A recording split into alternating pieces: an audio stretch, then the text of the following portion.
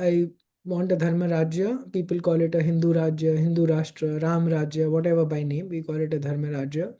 And that is a state that protects, preserves, promotes its homegrown knowledge systems, traditions, cultures, and values, and teaches them to kids. So we are after broadly two projects. One is, of course, why we are here is to create the 1,000 crore Hindu Fund. And the other one is to make Hinduism missionary. We are after creating an endowment fund. This is not an AIF, an angel investment fund that people get confused with. This is an endowment fund. It's a grants fund with the operating principle of making liberal grants, not asking 1,000 questions. I don't ask people we write checks to. We don't ask 1,000 questions, maybe just a little bit. What are you raising this for? What's the project? By when will this be done? And so on and so forth. And then we ask for utilization reports after 3 months, 6 months, 1 year, whatever is the duration that they're working on. And, trust them by default.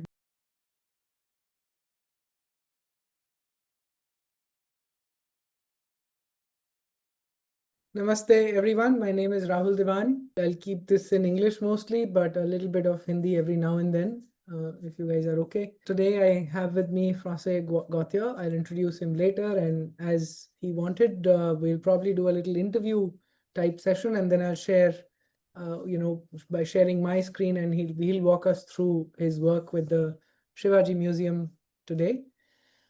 Before that, of course, this is a webinar, a fundraising webinar for the Hindu Fund, like we do every 2 weeks. So hopefully we didn't trouble a whole lot of you. Good, welcome back to the webinar. I see a few familiar faces who show up sort of every time. So what's this webinar for? We have a Hindu Fund. This is a fundraising webinar. I'm going to take you through a presentation, lay out, build a case for why the fund is important, and then take you through some organizations we've sort of given grants to, including for the Shivaji Museum. It's small, nothing really big, but hopefully François can talk about what the museum is and why is it important and so on and so forth. So that's the plan. Let me start with a little background of, like I said, of why the Hindu Fund was needed. So, but before that, we got to understand, what India is. Basically, in Hindi, Osho says, and I'll read this out in Hindi first. Bharat कोई भूखंड नहीं है, न कोई राजनीतिक इकाई, न ऐतिहासिक तथ्यों का कोई टुकड़ा, न धन, न पद, न प्रतिष्ठा की पागल दौड़. भारत एक अभीप्सा है, एक प्यास सत्य को पालेने की. What he's saying is essentially that India is not only a political entity or a piece of geography. It is a practice of, it is a search for truth, and the search for truth gives rise to a certain set of values, and which are practiced by most Indians, which is what defines India essentially. And this gives India its sacred geography, and it is our belief that it is Hinduism and emanating from it all Indian-born religions and philosophies that give it this sacredness. And yet the Hindus of India, or the majority, feel constantly under attack. And this is not just because of politicians polarizing and so on and so forth that the media tells you. Basically, despite very different values that many religions which thrive in India under the constitution, the constitution accords them all equal status, irrespective of the outcomes they deliver in society. Let's inspect some of these values. So Indic values, they see divinity in all creation. There's no othering at the spiritual level. I'll agree that there is othering at a varna level, or whatever you may call it, right? Good, bad, decline in values, whatever it is. But there's no scriptural sanction for othering people, if you like, right? We are a knowledge-seeking civilization, a truth-seeking civilization, and generally there is respect for all faiths. And if there is no, there may be cases where there isn't respect, but there's respectful disagreement, which leads to debates and discussions. On the other side is Abrahamic values. Largely, my religion is the only true one. Splits the world into believers and infidels. There is a finality of scripture, and because of that, there is a missionary zeal to convert all populations of the world into one or the other faith, which is Islam or Christianity. They generally do not have a problem with Jews because they worry about their own community. This idea of God is also exclusive over there. However, there is no problem because you can believe anything as long as you live and let live. But with Islam and Christianity, because of these values, there is also no live and let live. And these are not equal values. They're not, they're not the same. They're extremely different and almost antithetical to each other. This is what Christianity and Islam have done to Africa.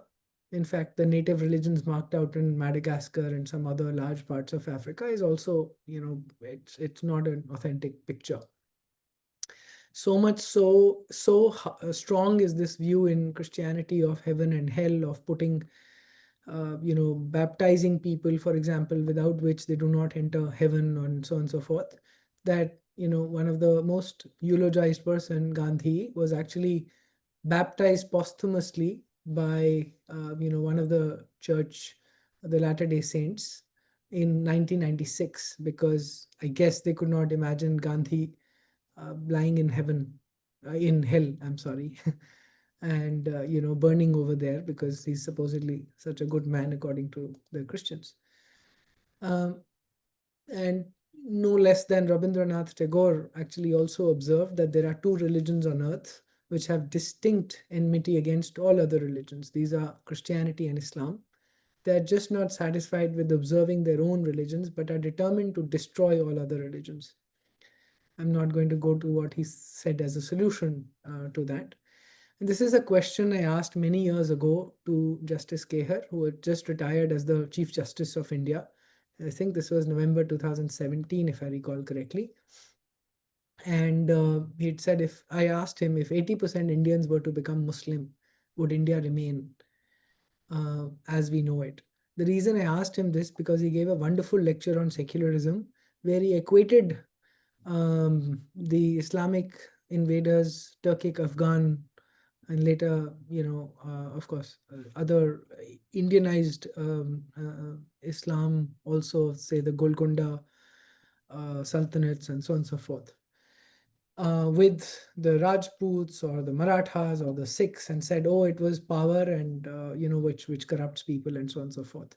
So I was a little abhorred. So when he was passing by, I asked him this question. He evaded, but I did manage to pin him down because he did agree that all the 54, 56, whatever number of Islamic countries we have do not practice secularism.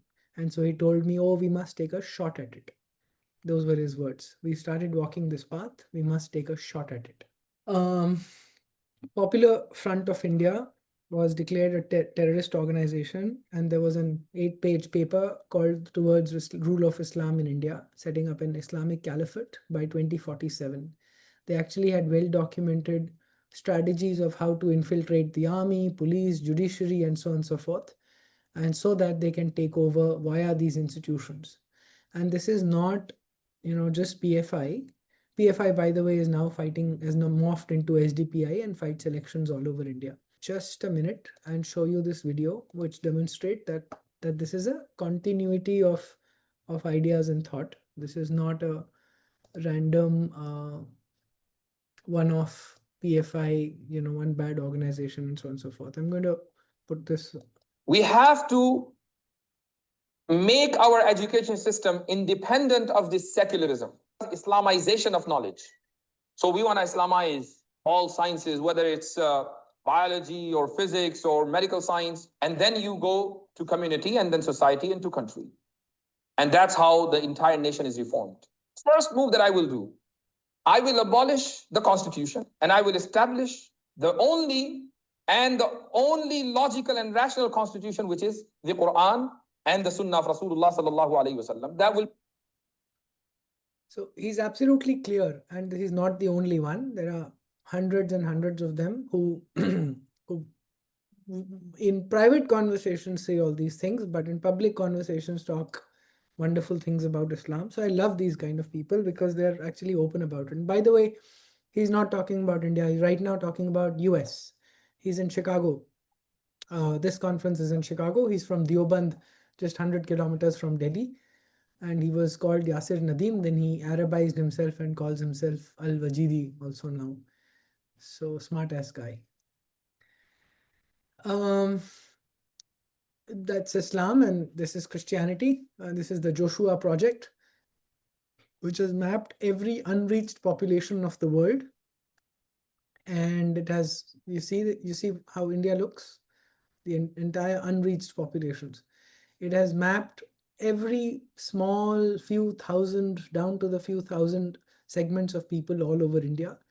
It has Bible in audio in 1400 languages, which it reaches out to people with 1400 dialects and languages, all for India, only focused on India. And this is an aggregation of tens of church organizations. We did some research on this, including organizations like World Vision, which collects money in the name of children, including in India. And they had cooperation, they had project managers and data managers who were sitting and collaborating on the Joshua project. You can actually go to Grok or any other AI and ask and find this out for yourself. Who are the organizations behind Joshua project? And it will actually first tell you Joshua Project is not an organization, which is true. It's not registered anywhere. I think in the US it's registered, but not anywhere else in the world. But then ask follow-up questions. Ask which Christian organizations are collaborating with Joshua. Where are they based? Who are the key people in India? And so on and so forth. Ask all that. I encourage you to find out all of that. You know, there's a tweet I came across. The highest number of Sikh conversions to Christianity are happening right under the nose of Amritsar, within 25 kilometers radius of Golden Temple. So I asked Grok, and it tells me that about 23% of Amritsar, Harmandir Sahib, around Harmandir Sahib has been converted to Christianity. Okay, and about 10 to 15% of population of Punjab overall is Christian now. All this is happening with magic medicine and all of that, putting a hand and people going crazy and then falling over and all of that nonsense, which under superstitious medicinal practices should have been arrested. And now there are turban wearing, hallelujah saying, I don't know, Sikh Christians, I guess. I don't know what to call them. So it's a very strange phenomenon. In fact, India Today this time carried a cover page called on Pastor Swinder Singh or something like that. I forget. So it's just terrible sight. They still wear a turban and they're Christians. This is George Punaya, Reverend George Punaya. He is Tamil. In Kanyakumari, a few years ago, he actually gave a public lecture where he said that in Tamil, translated to, we wear shoes so that the impurities of Bharat Mata should not contaminate us. This is the same man that Rahul Gandhi got lectured on how Jesus is real God during the Bharat Jodo Yatra. And then of course you all know that at least in South India, most of the temples are not under Hindu control. Just to give you a statistic, about 6,000 crores of temple lands. That's the 6,000 crores is the value that temple lands could earn in every year in land rentals. If the government were to release the temples from their control, then if the community were running it, temples would earn 6,000 crores annually. This is an estimate given by a person called T.R. Ramesh, who spent 20 years fighting Tamil Nadu HRNCE to basically, that's the act under which the government controls temples. About 44,000 temples in Tamil Nadu, 37,000 or something in Karnataka. I don't know the figures of Kerala, Andhra, and Telangana.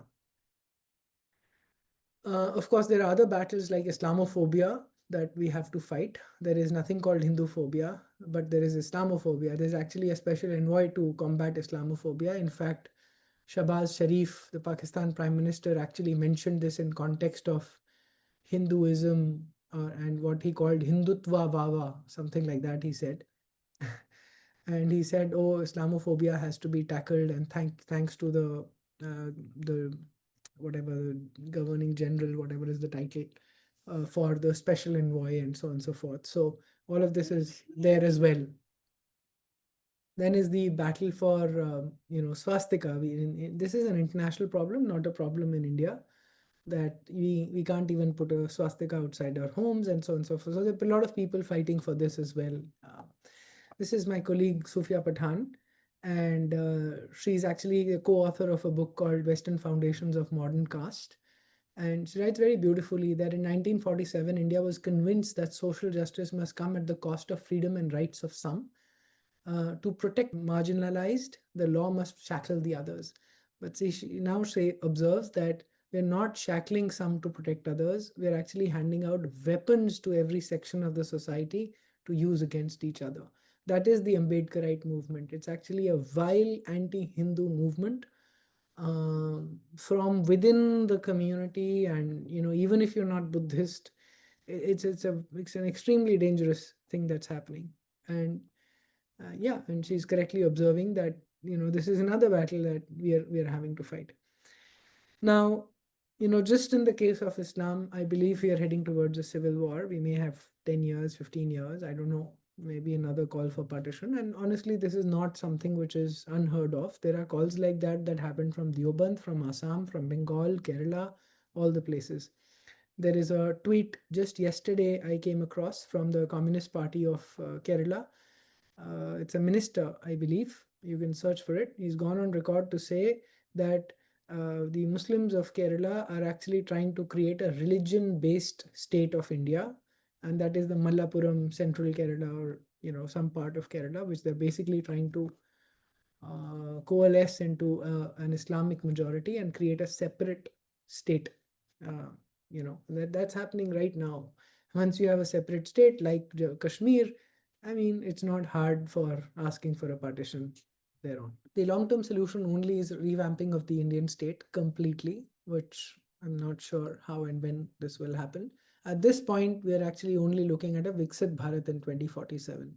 When they're planning an Islamic India, we are planning a Viksit Bharat.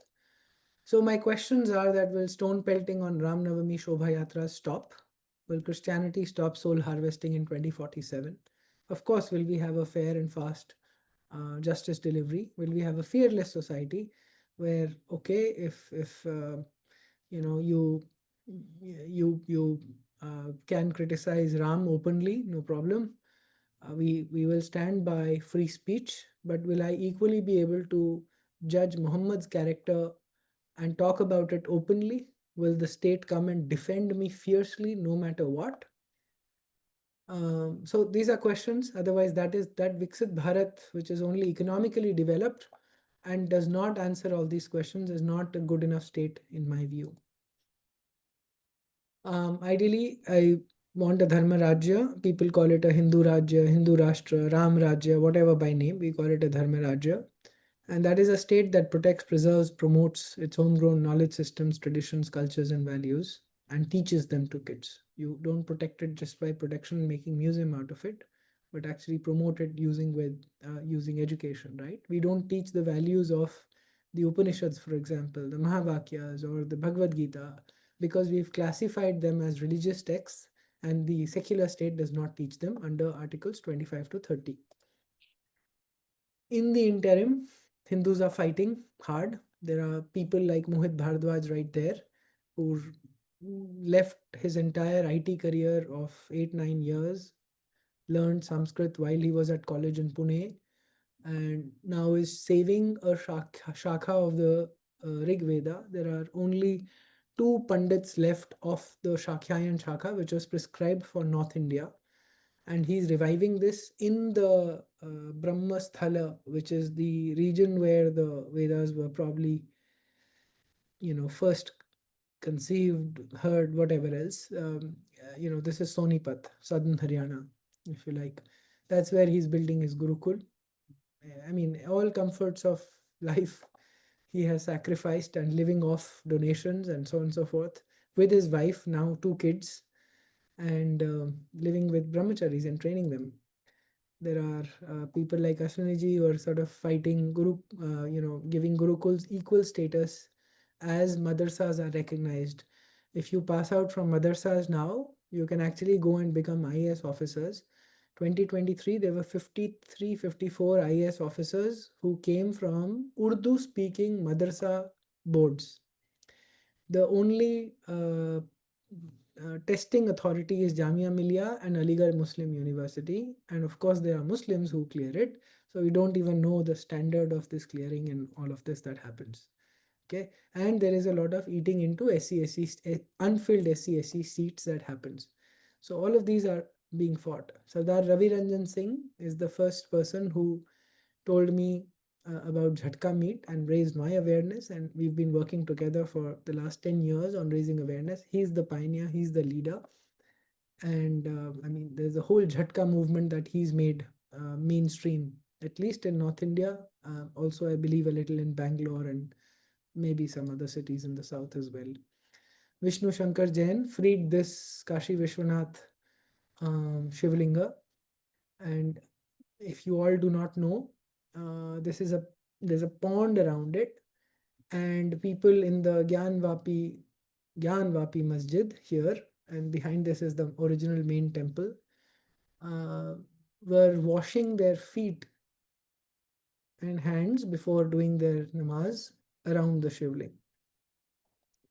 This Vishnu Bhai got stopped, and he's restarted the practice in the worship in the basement. There are people I know in Scotland who've mainstreamed Hindu phobia, and now this is terminology recognized in Scotland, for instance. People like Sahil, uh, some of you may know that he's stopped his ex-Muslim activism at this point, but doesn't matter. For 2 or 3 years, he's done some of the most brilliant work that anybody in India has done. He's been a pioneer. Now he's created an entire movement, and now there are tens and tens of ex-Muslim channels who are doing an excellent work. Excellent work. These are very brave people taking great personal risk, getting thrown out of their jobs, businesses, thrown out of their families, homes. They have to live alone. Sahil had to live alone away from his family in Mumbai for about 2.5, 3 years. And so, they're basically calling out the values of Islam. There are people like Vimal in running Ugra Narsimha Trust who find temples like this in Malappuram, which is an 84-85% Muslim dominated area. All temple lands, these were temples which were broken by Tipu Sultan, Hyder Ali, his father Hyder Ali, and in the 1921 Mopla riots. And this is the state he finds those temples in. The small minor Hindu community puts all these little things. Some old lady will come and light a lamp so that the deity is still alive, if you like. Although the deity have usually been thrown in the wells, in the temple wells, and all the lands have generally been encroached. So these guys at Ugra Narsimha get the lands freed via legal fights, and then they turn these temples into such temples. Okay, each temple costs about 25 lakhs, and then they have a administrative fee of their team and so on and so forth. So we've been associated with Ugra Narsimha for, I don't know, 7-8 years, maybe more, 10 years. Let's look at the Hindu phobia tracker, Nupur Sharma and Rahul Roshan. The best documentation of atrocities on Hindus, highest standards of journalism classified on this platform. Now, this is not a juvenile or an amateur classification. Oh, we found these Twitter tweets, and so we are compiling tweets and so on and so forth. They are creating an institution here. They are creating a platform which can be referenced around.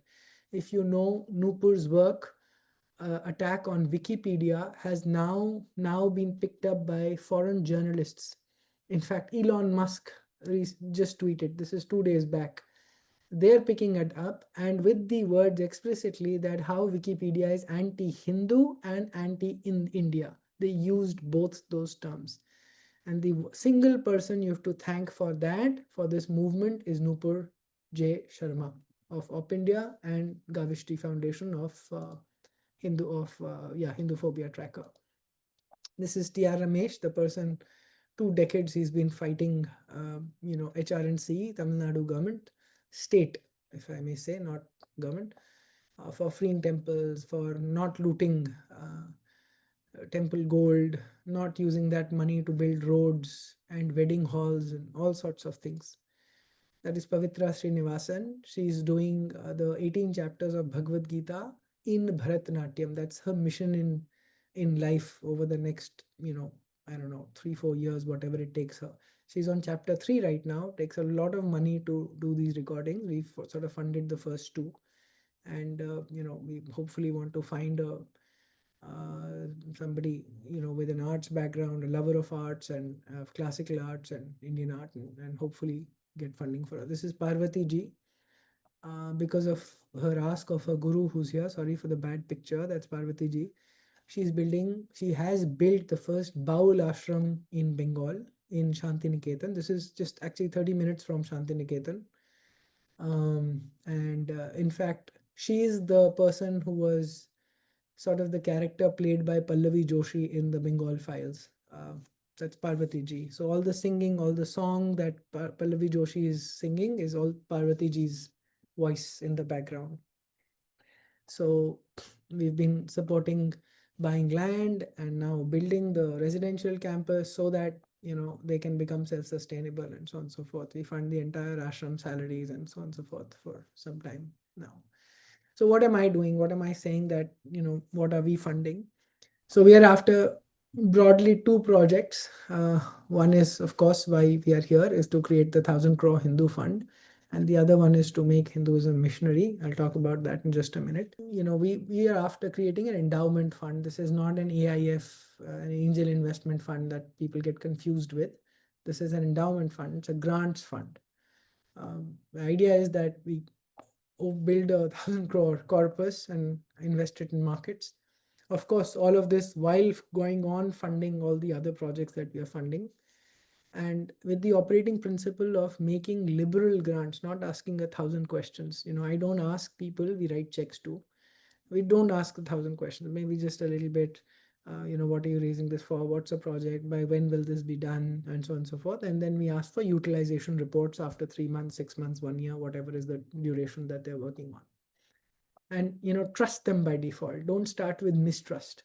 Somebody from US who was visiting me last month, actually for TR Rameshji, he used the words that, oh yeah, he's passed the test. I was aghast because people like TR Ramesh do not pass the test. We people do nothing, and these guys have been fighting, given everything that they have for 20 damn years. We can't be using words like, oh, they passed the test and now they deserve our money. And what is the money? A bloody trickle. So, I get extremely angry, and I do get a bad reputation of losing my temper and so on and so forth every now and then. But it just pisses me off when we use words like that. For people who've done way far more, we don't have the adhikar to question them or use those words. That's my problem.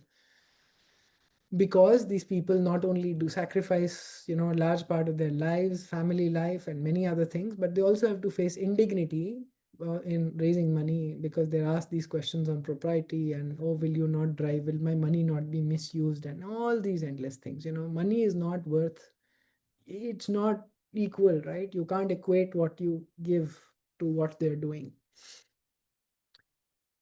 So my current priorities are that I'm raising an endowment fund for legal work. I'm working very closely with a few lawyers, including Vishnu Shankar Jain. And I do not want him to fund all the Kashi Vishwanath, Mathura, Vrindavan, fight Waqf, fight the Places of Worship Act, all of these on his own, out of his own pocket. I do not like that model.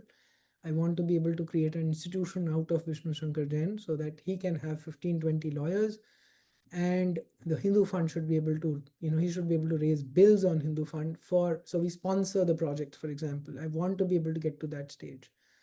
And not only with Vishnu, but we want to be able to create 3 Vishnus across the country, for example.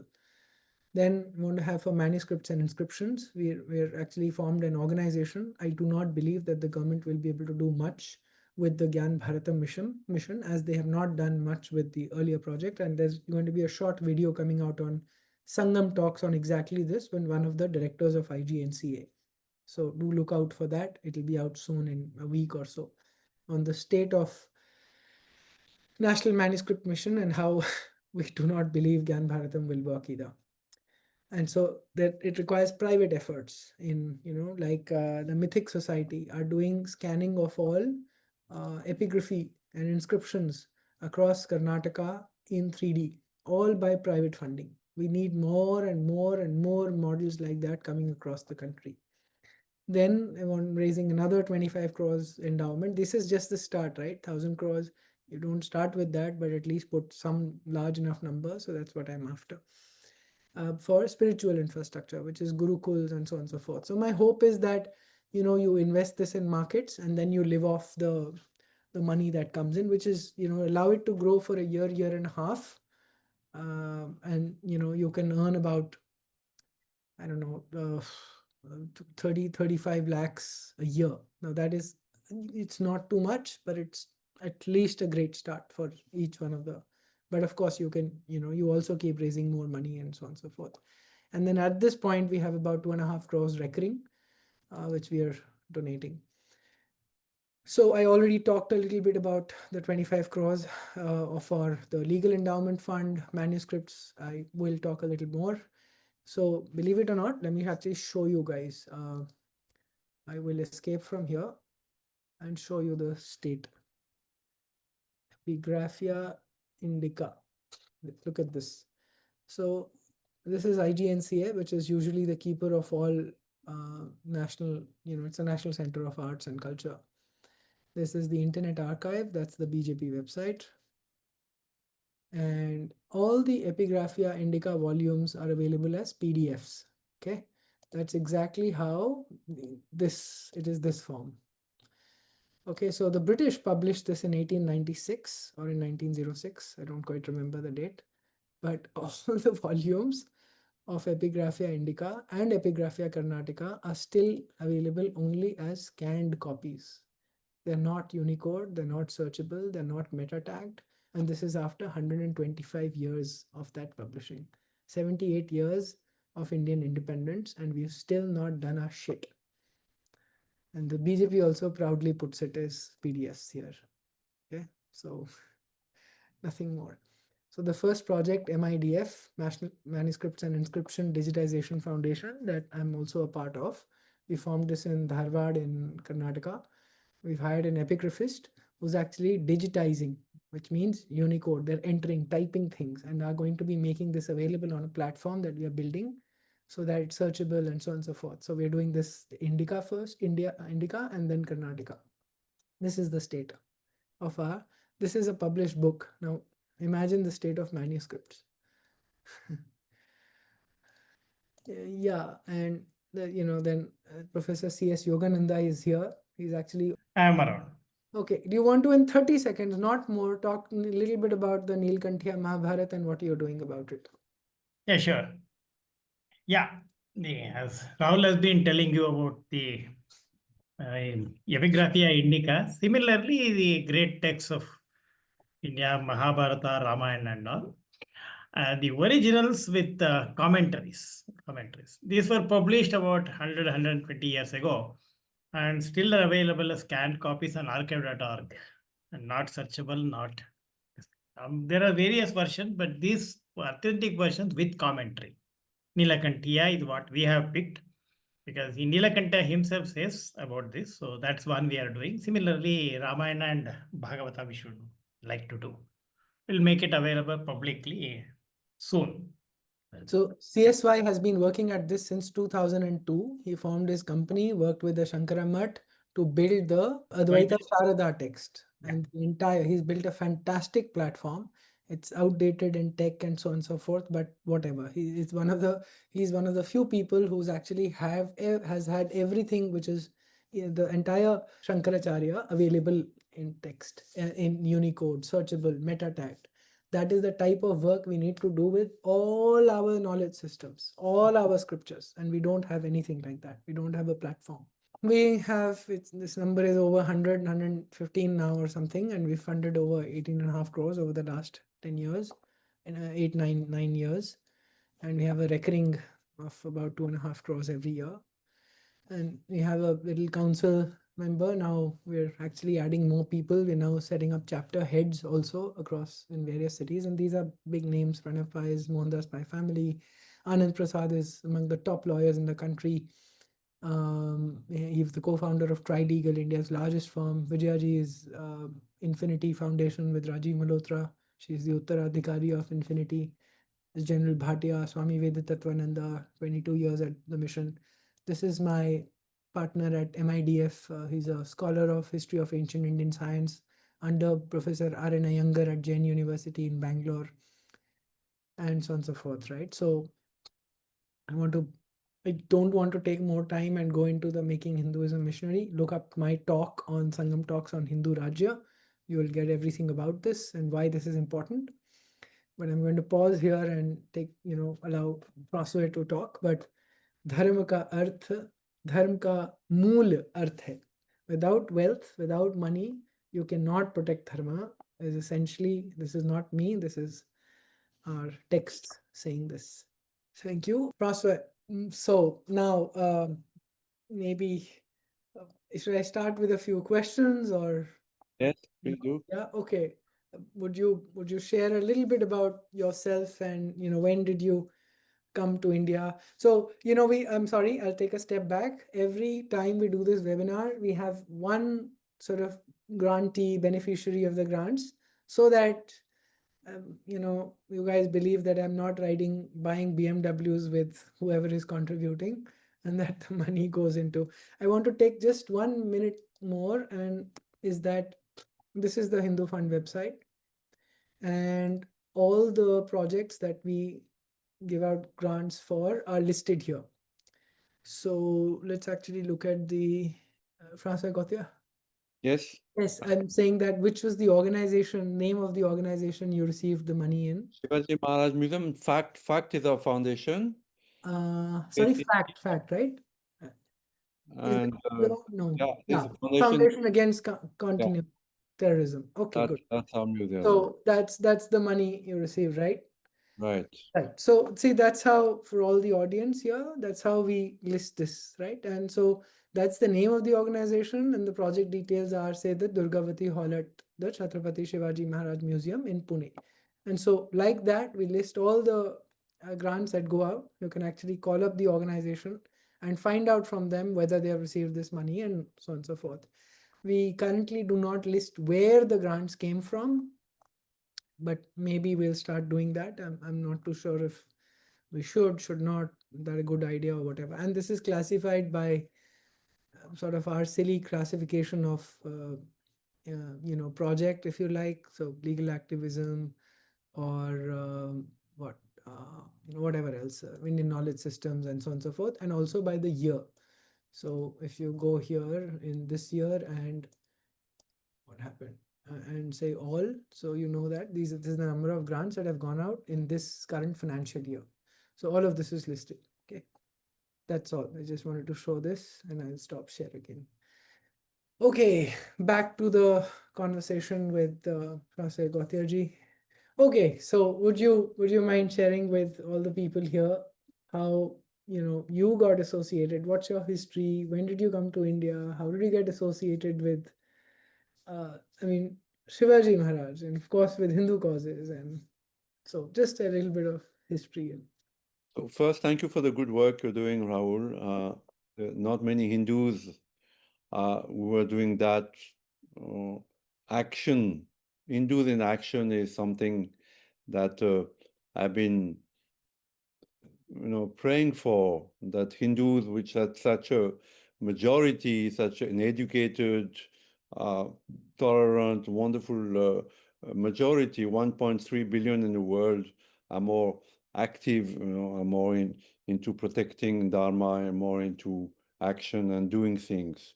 So how I came to India, when I was very young, I just turned 19. I heard there was a caravan of cars driving from Paris. I'm born in Paris. I'm born in Paris in a Catholic family. My father was an artist. My mother was a intellectual, and I was brought up in France. And I wanted to see the world. And one day, one of my friends told me there was a caravan of cars driving from Paris to Pondicherry. And of course, I knew nothing about India, but I thought it was a good way to go around the world and discover myself. So 5 cars started from Paris, and there were a lot of adventures. We reached Delhi after 4 weeks. And in Delhi, I stayed in the Shurmindo Ashram, what now is known as the Mother School, my first night in India. And that first night I had a profound experience. I opened a book by Sri Aurobindo called The Life Divine, and I read a few lines, and I felt that in this country of which I knew nothing, there was knowledge, that all my questions, all my striving and pain and suffering would find an answer here. So we drove from Delhi to Pondicherry, and there I met a French lady called the mother of Pondicherry. She was Sri Aurobindo's companion, and she had started a city called Auroville, where I lived for many years, and which is still my base. So there I read Sri Aurobindo, and as you know, Sri Aurobindo is one of the few revolutionaries. He was first a revolutionary, he was first an independent fighter. And I read Sri Aurobindo and discovered with his vision an India which I knew nothing about. And then the mother died, right? And I had done some journalism and photography in France, and I started freelancing first in the south of India. Then I became correspondent for some of the big political newspapers in France and Switzerland. And I covered Kashmir. This between 89 and 2003, it was the most difficult time in Kashmir. Most of the time it was under curfew, and all of us journalists from Delhi would mostly stay in one hotel that was still open in Srinagar. And there I saw the persecution of Hindus. Kashmir opened my eyes, actually.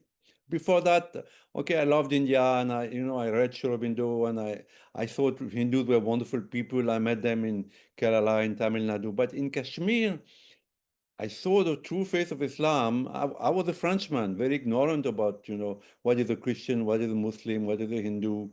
But in Kashmir, it opened my eyes.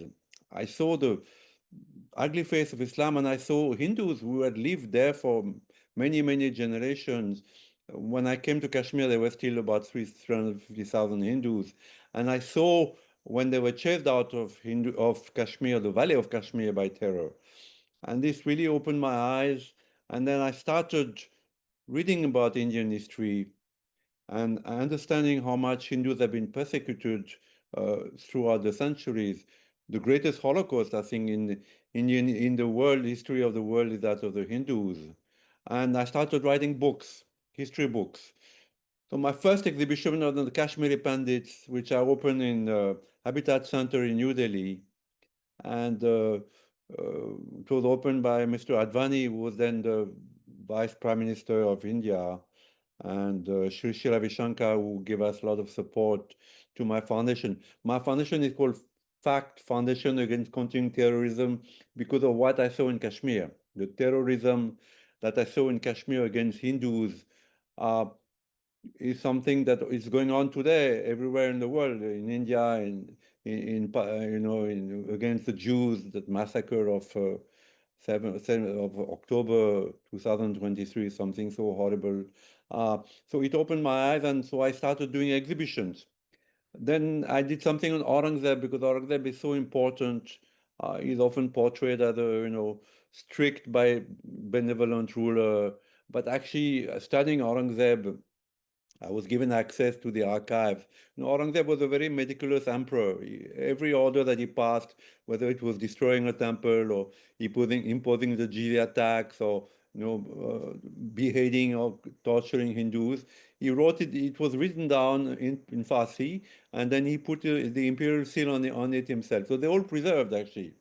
Nobody goes, no, they're in Bikaner, the Bikaner archive in Rajasthan, and I got access with one of my professors, which I had employed, and we got access to Aurangzeb's firmans, and it's incredible that this man was an absolute monster, not only against Hindus, but against his own family. He had his brother, Darashuko, who was the eldest son of Shah Jahan, beheaded. He had his father, Shah Jahan, imprisoned and slowly poisoned. He had his brothers killed, imprisoned and killed. So he was an absolute monster.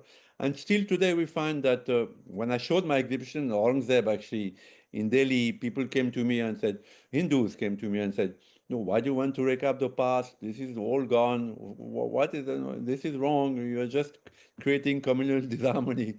And then from Delhi, I took it to Chennai because I had an exhibition place in Chennai, and in Chennai, it actually ran into trouble, that exhibition, because one guy called the Nawab of Akot, his ancestor was named by Aurangzeb long, long ago, and he has an inheritor who lives in a palace in Chennai, and he was very close to Mr. Stalin, who was now the chief minister at that time, was the son of Karunanidhi.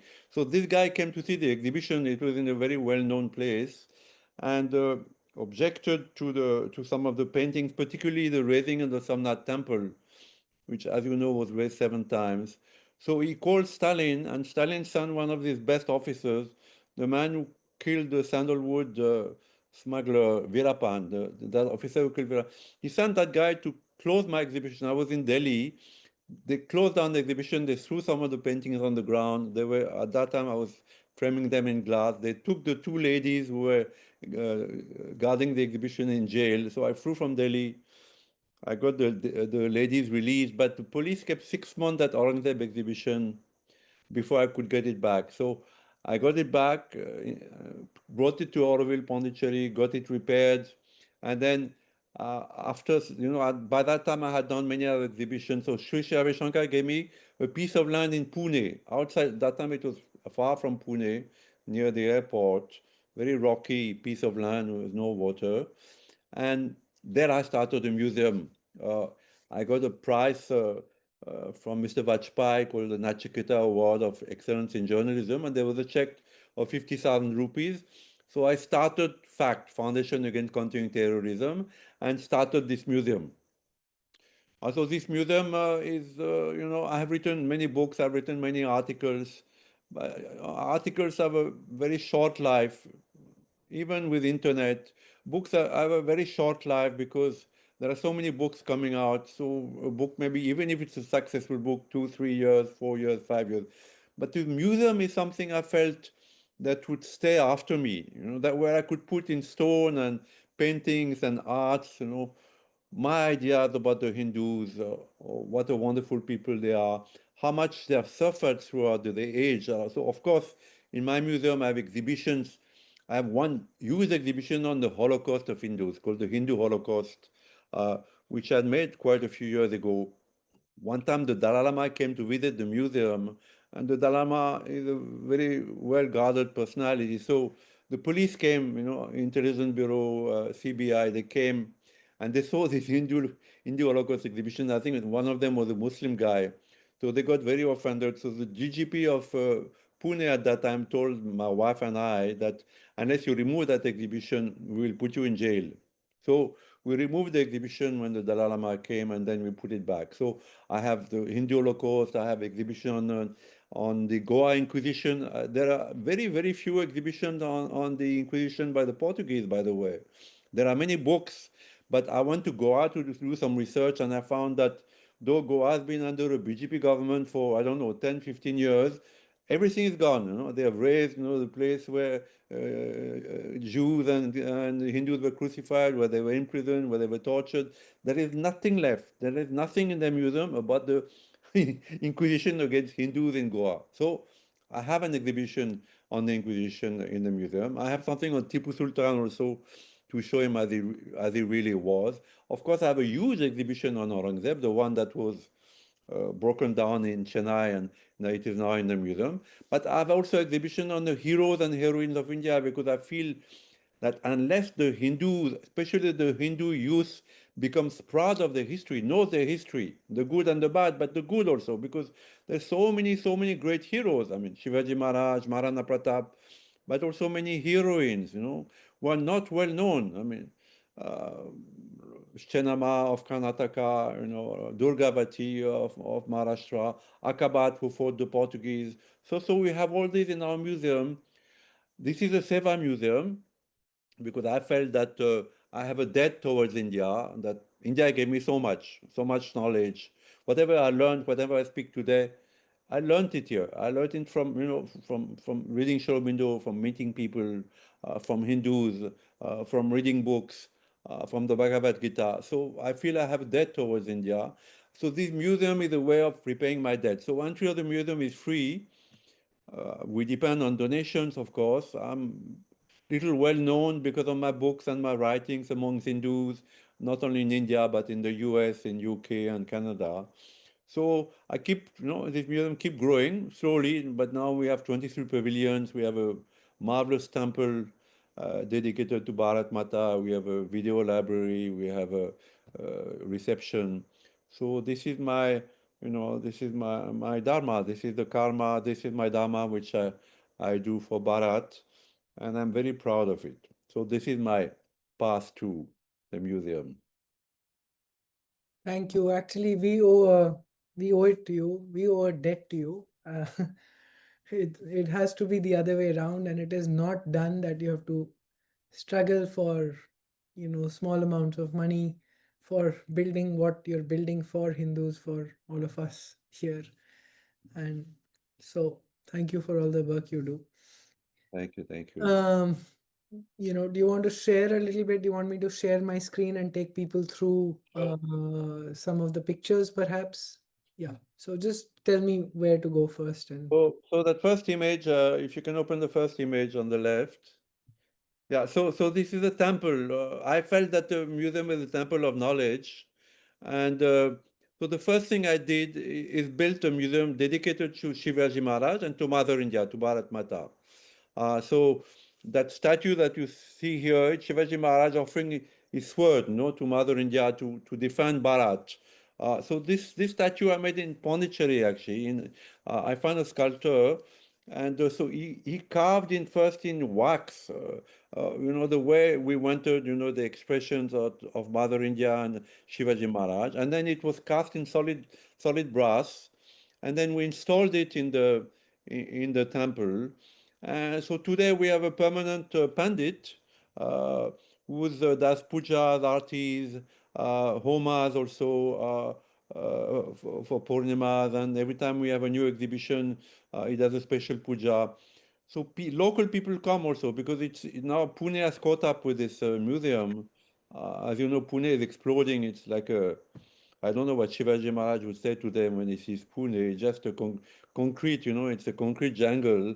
So it's caught up to the museum. So local people come to the temple and then they visit the museum. And this is what I wanted actually, that people first have a darshan of Mother India, Bharat Mata, then they see the museum.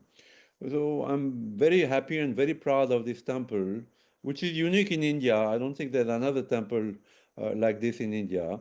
And as I said, with a permanent pandit. So this is the entrance of the museum. So that's my wife. I'm married to an Indian for 35 years. Her name is Namrita. We met in Delhi when I was a journalist, and Namrita has been incredible support because this museum is a heavy load on my shoulders. I mean, I don't complain, but every month I have to raise 2-3 lakhs for the salaries and the recurring expenses and the painters and find money to build this thing. So it's a heavy load. So Namrita has taken, the accounts, and she's a textile designer, so she does some of the designing. So I'm very happy to have her with me, to be married to an Indian. should I go to the? There was a special puja for the initiation of the deity. So many personalities that visited the museum. Mr. Modi. So actually, when that exhibition was closed in Chennai, many newspapers, including the Hindu, who is not particularly pro-Hindu, wrote articles about it. That a Frenchman did a cultural exhibition, and it was closed down by Mr. Stalin. So Narendra Modi was chief minister of Gujarat then, and he called me in Gujarat. He read some articles. He called me in Gujarat. I met him quite a few times. So he inaugurated the first part of the museum, which was the Shivaji Maharaj exhibition. He and Shisha Vishankar and the BJP Maharashtra chief who died, Munde, I think his name was, as well as the famous actor who also died, whose name I forgot. So many people have come to the museum, Dalama and Mr. Gadkari and the chief minister people keep coming, but it's word of mouth because so this is I based my temple on this painting, the first painting. The first painting is Shivaji Maharaj praying. Just open the first. Can you open it? Yeah. Yeah. So Shivaji Maharaj praying to Mother India to defeat, the demons. So the temple is copying of that painting. So our painting, the first paintings were done in Rajasthan. We had a team of painters and a historian. So the historian would, give a brief, and the painter would do a black and white sketch. The historian would approve of it, send it to me, I would approve of it, and then the painters would do it in the ancient style, miniature style, and they would sign it and date it. So we have about 1,000 paintings in the museum, each one, worth, 25,000 at that time, but now worth much more. So this is Shivaji Maharaj touching the exhibition on Jijabai. Now, Jijabai was Shivaji Maharaj's mother, and she was a great influence on him, probably the greatest influence on him, more than his gurus, because when he was very young, she coached him not only in the ancient scriptures, Mahabharata, Ramayana, but also told him that he had to take up arms to defend. At that time, Aurangzeb, the Muslim, the Bijapur people, there were so many Muslims threatening India. So she was a great influence. So we did a special exhibition on Jijabai, and there we have Shivaji Maharaj touching her feet. So Shivaji Maharaj was a devoted Hindu, of course, and we see him here doing a puja. Then this is an exhibition on Vijayanagar. Now Vijayanagar is probably the last great Hindu empire, and I studied Vijayanagar particularly because once when I was a full-time reporter, I went to Hampi. I went to Hampi because Sonia Gandhi was campaigning. She was campaigning there, and she was 8 hours late in Hosur. She was 8 hours late. So I had some time. I went to visit Hampi, and I had a mystical experience in Hampi. It's such a beautiful place, so vast, and every statue has got their nose and ears cut. But the statues were so massive that the Muslim couldn't destroy them, so they cut their nose and ears. But Hampi still has a presence today. If you go to Hampi and you just sit in meditation or just walk, it's a huge place. You feel that this was a great place. So I studied Hampi particularly, and it was a kingdom based on Dharma. There was a guru, and that guru, shaped the kings and gave them, guidelines how to rule properly. But the end of, the end of Hampi was terrible. The sack of Hampi was one of the greatest genocides of Hindus.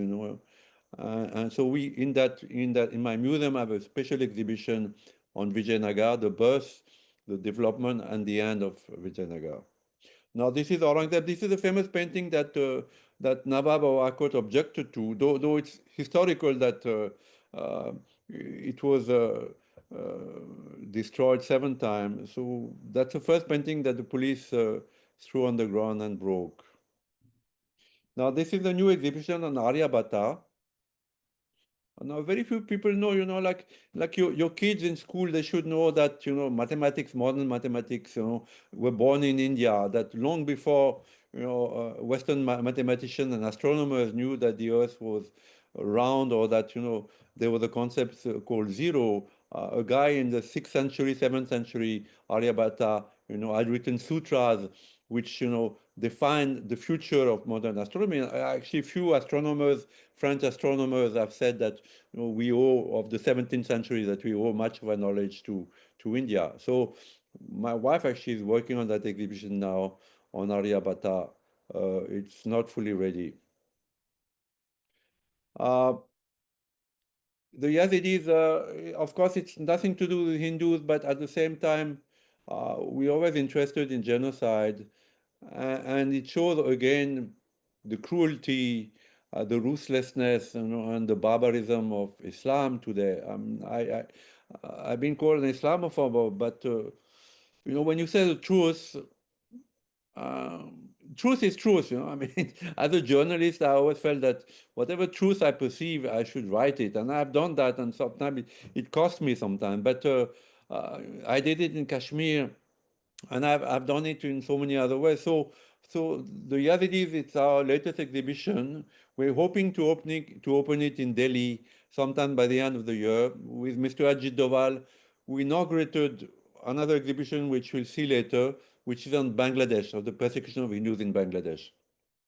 Now, this is Durgavati. This is our latest exhibition also. I'm building the pavilion now with your help also, where the exhibition of Durgavati will be housed. She was an extraordinary queen also, and fought the Mughals. I mean, Indian women are extraordinary. I wish that in the West they would understand that it's not all about rape and dowry, and Indian women today and yesterday are extraordinary. I'm married to an Indian, but I also I have met so many Indian women, and there's a strong they have the concept of Shakti is something that I read from Sri Aurobindo, but that I've encountered in India, and I wanted in my museum to have this energy of Shakti. So this is Durgavati. And now Rania Kabat, she fought the Portuguese, and very few people know that in India. Again, I mean, I'm a defender of the BJP since I went with Mr. Advani in his Raj Yatra. I don't know, it must have been in 93 or. So I'm a defender of the BJP for a long time, but it's sad to say that after nearly 3 mandates, I mean, with Mr. Vajpayee, 15 years of the BJP, so little have changed in history books that Indian children are just good for export because they learn nothing about the glory of the country. So who knows that Rani Akabat fought the Portuguese? Hardly anybody knows. So this is exhibition on the persecution of Hindus that Mr. Doval inaugurated in Delhi this year, earlier this year. We had one in the museum already, but we updated it after Mohammed Yunus came to power, and all the persecution against Hindus happened in 2024-25. So, and we showed it in Delhi. It's now in the museum. First, Mr. Doval inaugurated, and then Sri Ravi Shankar came also and paid a visit there. Yeah, we are very proud of the exhibition too. So there are many exhibitions in the museum. I can't give you all. Chennamma, the Queen of Karnataka, who fought the British. Again, I guess in Karnataka they know about her, but very few people. So quick look at Indian history. This is the exhibition on the Inquisition. Very powerful exhibition. The Portuguese, well, they are good footballers, no doubt, but they were very ruthless people, and Nehru was a non-violent Gandhian. Finally, he had to send the tanks to put them out of Goa because they wouldn't go. So very ruthless, very cruel people. Maharana Pratap, great king, great king, who fought Akbar. Akbar is the goody-goody Mughal emperor. True, he was the best of the Mughal emperor, but he was also very cruel. In Chittor, 30,000 Hindus were massacred, all the women threw themselves in the fire because they knew that they would be raped and enslaved by Akbar's soldiers. So Maharana Pratap fought Akbar. Akbar wanted to make a friend of Maharana Pratap. He sent him so many letters, and so many Hindus, even at that time, they were Hindu traitors, to make peace with him. But Pratap said, you're a foreigner, you're an invader. I don't want to make peace with you. So he fought him in Adigati and held the armies of Akbar at bay. Fantastic guy, Maharana Pratap. Also known in the north, I mean, but in the south, if you say Maharana Pratap, nobody knows about him. It's the same case for Shivaji Maharaj in Delhi, unfortunately. Only in the last few years there's been some movement. But it's a government's fault. A government has the power. Mr. Modi has the power to. Yes, I know it's difficult. I know it is difficult.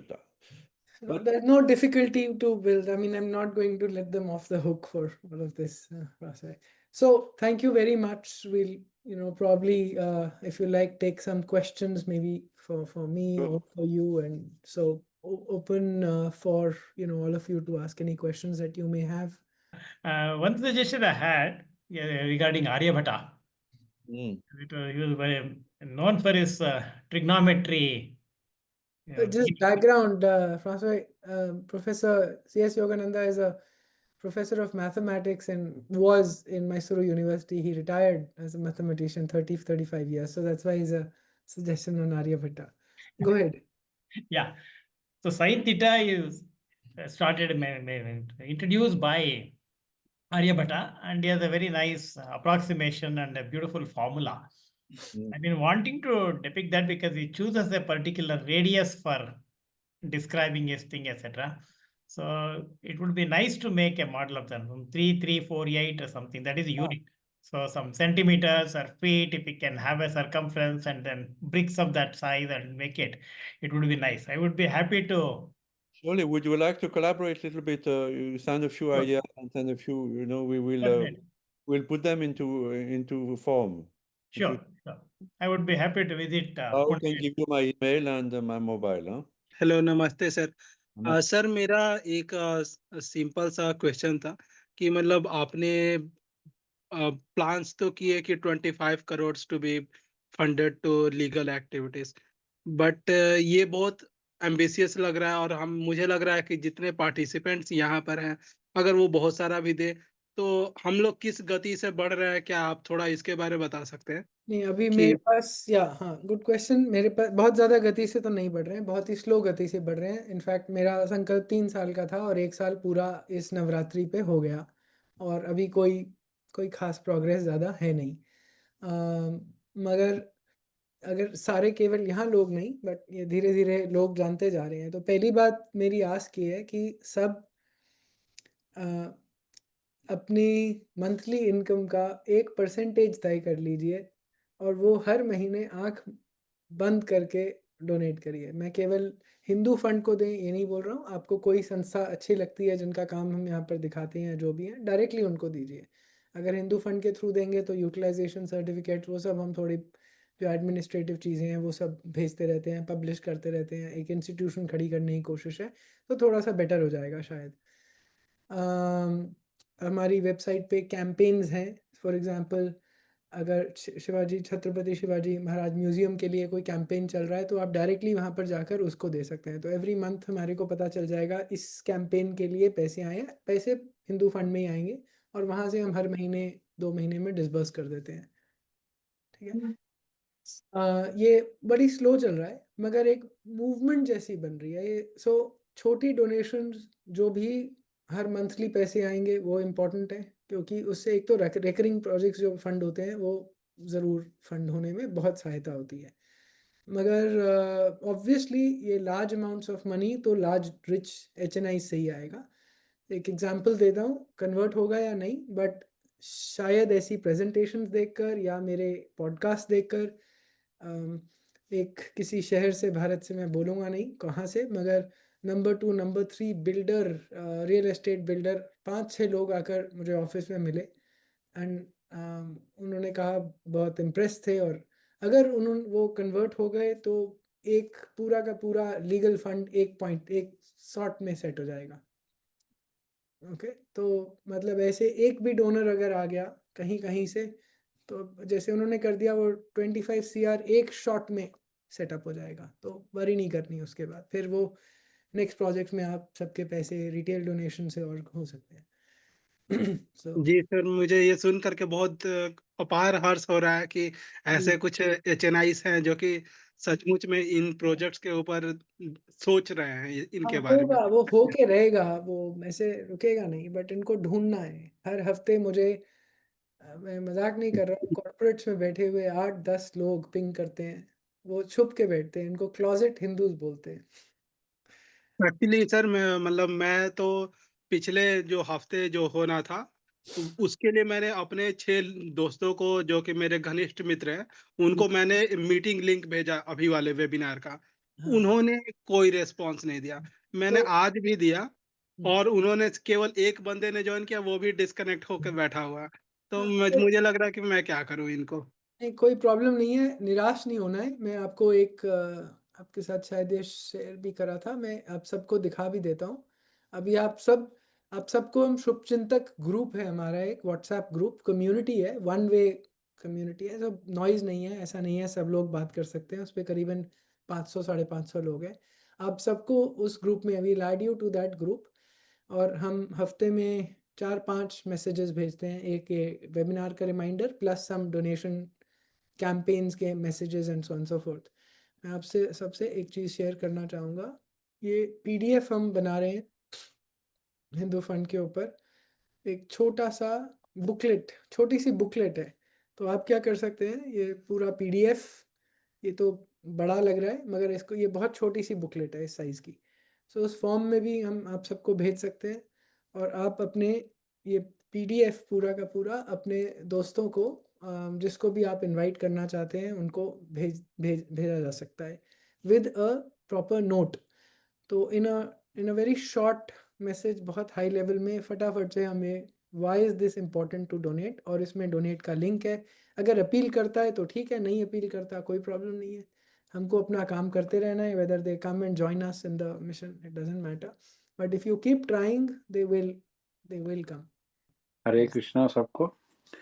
मैंने personally जाके ना काफियों को भेजा है link, personally कई groups पे, अपने college के ग्रुप्स में, स्कूल के ग्रुप्स में, व्हाट्सएप ग्रुप्स में, फिर हमारे जो ट्रेडिंग ग्रुप्स हैं उसमें, मतलब मैंने 1000 लोगों को भेजा होगा, हजारों को भेजा होगा।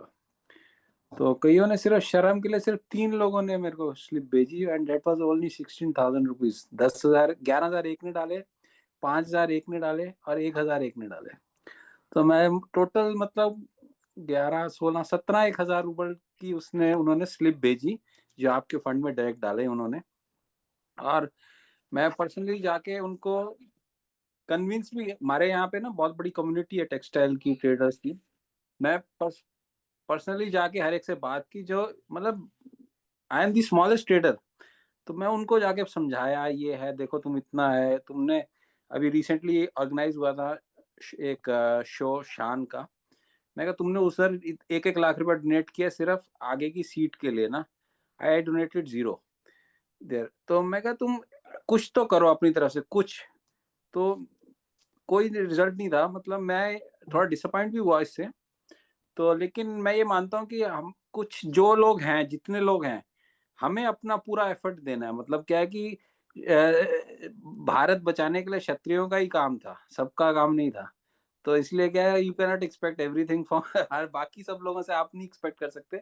लेकिन मैं क्या ऐड करना चाहूंगा कि हाई नेट इंडिविजुअल्स, भारत में, दिल्ली में बहुत ऐसे हाई नेट इंडिविजुअल्स हैं जिनकी monthly income lakhs of rupees की रेंटल इनकम है। हमें जाके पर्सनली, और बहुत धार्मिक भी हैं वो, बस उनको थोड़ा समझाने की जरूरत है, वो हाई नेट इंडिविजुअल्स को कैसे अप्रोच किया जाए, वो अगर आप एक तरह से फाइनल कर सके कोई। हाँ, मेरे पास चैतन जी मैजिक वॉन्ड तो है नहीं, मगर मैं मिलता रहता हूँ, इनको प्रेजेंटेशंस देता रहता हूँ। मैं सरिये वाली कंपनीज को मिला हूँ, मैं सम लार्ज बॉटलर्स को मिला हूँ, मैं बैंगलोर आकर स्टार्टअप्स जिन्होंने एग्जिट्स करे हैं, बड़े बड़े एग्जिट्स करे हैं, उनको मिलता रहता हूँ।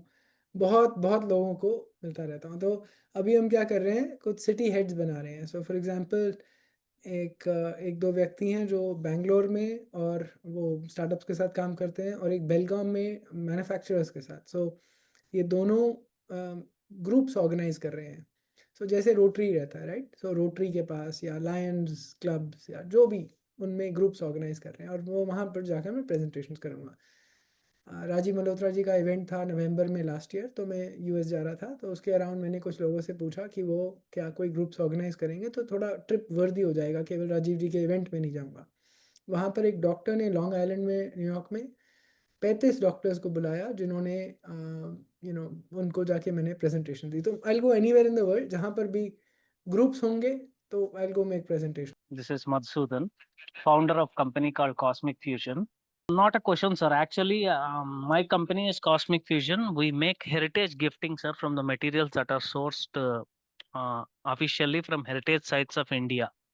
So I'm looking to collaborate with Hindu Fund so that it will generate, it will make very easy to get the funds that we are targeting from the Hindu Fund side. I'm really, really interested to do that. I can go to any extent to make it happen. Okay. Yeah, thank you for that. We'll maybe connect later and find out what the nature of collaboration that you're looking for, sir. Sure, sir. Thank you so much. Sunik Shetty. Ji. First, Rahul and Francis, thank you for what you're doing. You're doing a tremendous job. And I see you doing this week after week. So it really gives us a lot of hope. While I definitely am going to start pledging a certain percentage of my salary and doing what I can in my individual capacity, because while I'm trying to get other people on board, but I think first I need to start doing my bit also. Initially, I've been donating to a few causes which you already do separately, but I think from now on, I'll start routing it through the Hindu Fund so that you can use it in a better manner. What I wanted to understand is this museum that Sir was talking about in Pune, is there any way that it could be made sustainable in itself? Or because maybe funds coming every month or every year may not happen. So could we work around in such a way that there are some revenue being generated at the museum or some activities being done, so that all these initiatives which are there are being made more sustainable in nature so that it can go on for the purpose that they have? So you mean the organizations independently becoming self-sustainable? I mean, you heard François Gautier, right? I mean, every month he has to raise 2-3 lakhs to pay salaries, and this has been going on for, I don't know, 20 years, 10 years. Yeah, 15 years, yeah, nearly 15 years, yeah. Yeah, so it's easier said than done. I'll also tell you actually one of the best way to make it sustainable, if you like, is to get associated on CSR money. Okay, and you get associated with the large PSUs, and somehow they continue to give every year because they don't want to go around looking for more people. And there's about 25,000 crore rupees of money that circulates in India in CSR. It is a nightmare to go and get that money. Nightmare. I believe you. Okay, you have to. The only way you get that money is if somebody from the RSS or somebody from the government calls up a PSU and says, give it to them. Otherwise, you can struggle for years and get nowhere. Now, this CSR money, that's in the government PSUs. And from the private space, it's hard. Yes, you get some money. Have we got some money? 5 lakhs here. Some construction material for Mohit Bhardwaj's one building. He said, I won't give money, but I'll do construction. We said, wonderful, 1 crore construction. We were very happy. Built the ground floor and left the pillars, and then we've kept chasing the man and he's never come back, stopped answering our questions, our calls. So, I mean, it's hard. It's very hard. So self-sustain, yeah, it's CSR money. If you have connects and PSUs, that is actually one of the better ways. Or if you know people in Sangh who will call, there are a lot of Sangh people who come and meet me are doing great work and all of this. Not the top leadership, of course, nowhere in the top leadership, but the workers in different cities and so on and so forth. And the only thing I ask of them is, please get me CSR money to one of the projects that you like. Here is a portfolio of projects. You decide which ones you can get for. And I don't think anything happens much. And then is the restrictive government rules. I'll just share some data with you. From the 25,000 odd crores, if I recall correctly, about 750 crores approximately went into culture out of the 12 categories. So it's skill development, it's whatever, children's education, women empowerment, all the routine stuff. And only about 750 crores went into culture, and about only roughly 50% of that in Tamil Nadu alone. So all of India, only 350 crores went. And this museum, for example, will fall under culture directly, right? Now, I don't know who will touch it. So this is, this. And now sustainability is also, can we have sources of revenue? I mean, so I used to fund all the Hindu Fund projects via Saryu Trust. All my Sangam talks, everything, all that I used to fund via my business. So I had that rule that 7% of my business profits I would route to my foundation, via which I would fund Sangam talks and Saryu Trust and all my projects, and also third-party donations, which I've now attributed to the Hindu Fund. So that is the only way, right? So, but if you say that we build businesses to do that, then I would end up building businesses instead of raising money. I've exited my business to do this work. So, so long answer. Chetan ji, very quickly, if you want to make a note, then we'll probably end. अगर संघ से कुछ help मिल सकती है तो मैं बिल्कुल नहीं प्रचार मिलती चेतन जी, बिल्कुल नहीं नहीं, मिलती। आपने बोला ना ये SRIU करने के फंड्स के लिए हम संघ के थ्रू कर सकते हैं, तो उनके प्रचारक से मिल सकते हैं दिल्ली में जाके। उसके लिए होता नहीं है, मैं बता रहा हूँ आपको, मतलब मैंने ऐसा नहीं है, मैंने ट्राई नहीं किया या मैं ऐसे ही बस सिनिक हूँ, ऐसा नहीं होता नहीं। In fact when I go asking for fund, मुझे बहुत ऑब्जेक्शन हैंडलिंग में जो क्वेश्चंस आते हैं, ये तो संघ का काम है, आप क्यों कर रहे हो? नहीं, आपने कहा ना जो फंड्स लेने के लिए अगर संघ कुछ कर सकता है तो मैं जाके पूछ सकता हूँ उनसे कुछ आप हेल्प ट्राई की। करिए, बट वो नहीं करते हैं। संघ को अपने प्रोजेक्ट्स होते हैं, अपनी बिल्डिंग्स होते हैं, सब मैं ज्यादा नहीं बोलूंगा। Okay, thank you, thank you, वो होता नहीं है। Thank you. आप अपने ही प्रोजेक्ट्स, अपने बैठक, अपनी बिल्डिंग कंस्ट्रक्शन, इतनी सारी संस्थाएं हैं वो सपोर्ट करने के लिए। सो होता क्या है कि बहुत सारे इंडस्ट्रियलिस्ट के पास आप हरिद्वार में फॉर एग्जांपल जाएं, and I have gone and pitched, तो मेरे को ये ऑब्जेक्शन ये मिलती है, अरे तो संघ का काम है, आप क्यों कर रहे हो? ओके, या हमारा सारा स्पेंड संघ के लिए जाता है, ऐसे बहुत होता है। बट जो नेक्स्ट लेवल 3 लेवल डाउन प्रचारक होते हैं, वो बहुत हेल्प करने की कोशिश करते हैं। चेन्नई में अभी एक है, एक अभी पुणे से आए थे मिलने, तो कोशिश करते हैं, बट अभी तक कहीं कुछ हुआ नहीं है ऑनेस्टली। 1 साल से ऊपर हो गया मुझे थोड़ा ट्राई करते हुए। जी, okay, I guess we'll end here.